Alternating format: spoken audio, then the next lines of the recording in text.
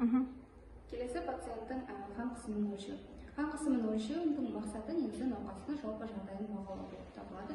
Ол үшін ең алдымен керекті заттарымызды дайындап аламыз. Бізге арнайы тонометр керек болады, спирт және мақта тамшылары қажет болады. Науқасты ыңғайлы етіп отырғызып аламыз, тыныштандырамыз. Сонымен қатар науқастың өзімізге жақын тұрған қолын босатып аламыз киімнен, ешқандай киімнің болмауын қадағалаймыз. Егер ұзын жүн киім болатын болса, оны жоғары қарай қайырамыз. Пациенттің қолын ыңғайлы етіп қоямыз, яғни алақандары жоғары қарап тұруын қадағалаймыз. Одан кейін манжетті алып,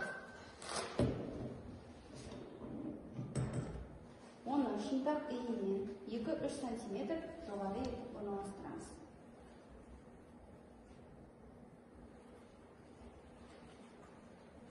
Және де манжетті байлаған кезде манжет пен пациенттің терісінің арасына бір саусақ сиятындай орын қалдырамыз. Екі түкті жоғары қарата отырып орналастырамыз. Манометрдің 0-де тұрғандығын тексереміз. 0-де тұрған жағдайда оны манжетке бекітеміз.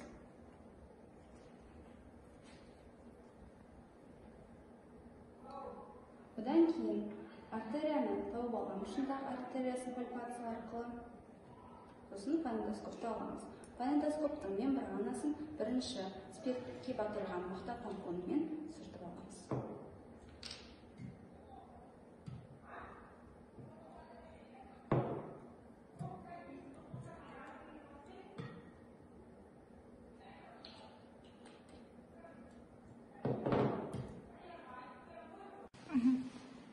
Пациенттің қан қысымы 120-80 болғандықтан, оны 20-30 см жоғары көтереміз, яғни 140-150-ге дейін ауаны айдаймыз.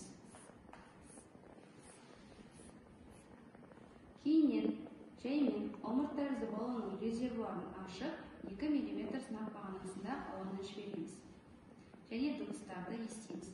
Бірінші естілген дыбыс, ол Коротков дыбысының бірінші дыбысы, систолық қысым деп аталады. Одан кейін оны есте сақтап тұрамыз, және де дыбыстың жоқ болып кеткен жерін қараймыз. Ол диастолық қан қысымы деп аталады. Болғаннан кейін ауаны толық шығарамыз және құралдарды залалсыздандырып сүртіп аламыз. Пациенттен 2-3 рет қан қысымын өлшейміз, соның қалыпты жағдайда орташасын температура парағына жазамыз.